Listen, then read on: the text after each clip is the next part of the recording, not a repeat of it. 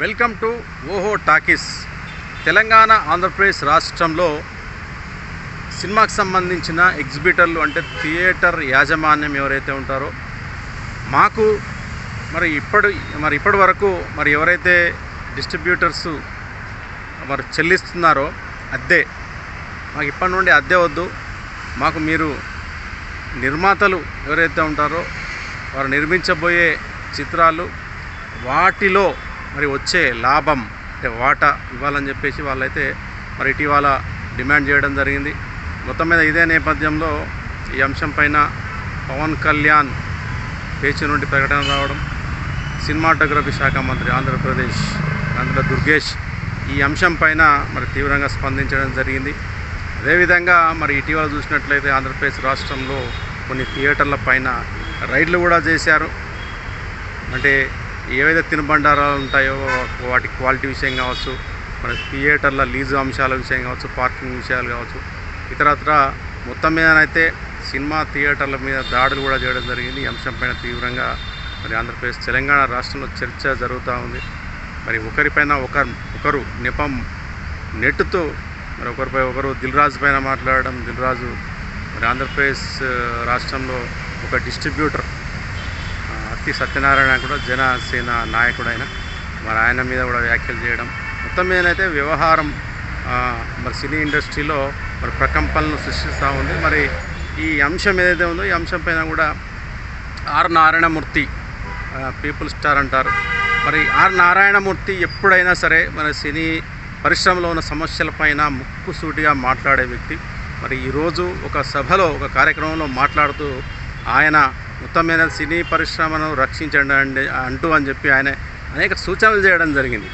అంటే cinema industry అనేది చల్లగా ఉండాలంటే సినీ నిర్మాతలు కావచ్చు, డిస్ట్రిబ్యూటర్లు కావచ్చు, ఎగ్జిబిటర్స్ కావచ్చు, అంటే థియేటర్ ఓనర్స్ ఎవరైతే ఉన్నారో అంటే మల్టీప్లెక్స్ థియేటర్స్ కాకుండా సింగిల్ థియేటర్స్ ఎవరైతే ఉన్నారో వారి కోరికలను కూడా మన్నించి ఏదైతే వాళ్ళు డిమాండ్ చేస్తున్నారో సింగిల్ థియేటర్స్ ఓనర్స్ ఎగ్జిబిటర్స్ ఎవరైతే ఉన్నారో పర్సంటేజ్ విధానాన్ని తీసుకురావాలని పవన్ కళ్యాణ్ కూడా దీనికి సహకరించాలని చెప్పేసి ఆయన కోరుతూ ఉన్నాడు.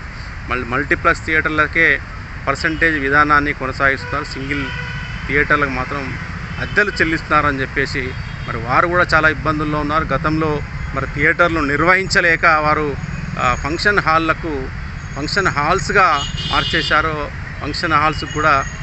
ఫంక్షన్ హాల్స్లా మార్చి అద్దెకి ఇవ్వడం జరిగింది.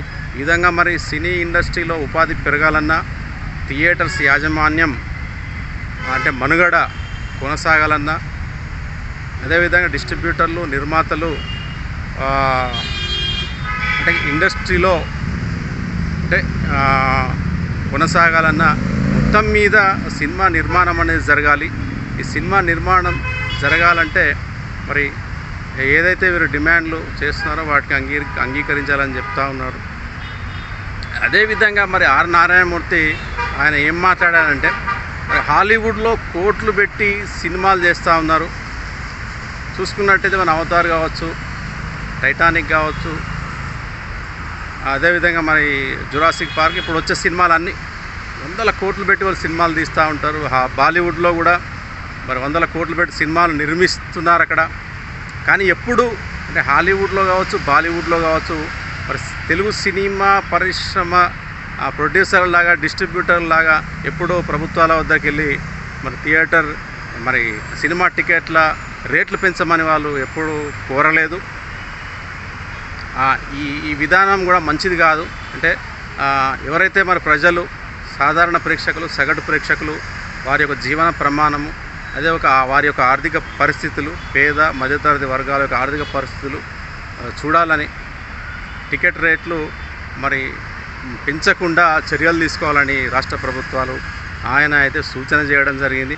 అదేవిధంగా థియేటర్లో కూల్ డ్రింక్స్ కావచ్చు, అదేవిధంగా పాప్కార్న్ కావచ్చు, ఇతర తినుబండారాలు పఫ్, అదేవిధంగా కర్రీ పఫ్, ఇతరత్ర తినుబండారాలు ఏవైతే ఉంటాయో బయటితో ఒకసారి పోల్చి చూస్తే రేట్లు మాత్రం విపరీతంగా ఉన్నాయి. ఈ విధంగా దోపిడీ అనేది కూడా సరికాదు. పార్కింగ్ విషయంలో కూడా దోపిడీ జరుగుతూ ఉంది. వీటన్నిటిపైన రాష్ట్ర ప్రభుత్వం చర్యలు తీసుకోవాలి. సగటు ప్రేక్షకుని కూడా కాపాడాలి, సినిమా రంగాన్ని కాపాడాలని చెప్పేసి ఆయన అభ్యర్థించడం జరిగింది. మొత్తం మీద పవన్ కళ్యాణ్కు కూడా ఇండైరెక్ట్గా మరి ఆర్ నారాయణమూర్తి మరి చురకలు అంటించాడు. అంటే ఈ సినిమా అనేది పెద్ద వ్యాపారంగా మారిపోయింది ఇప్పుడు.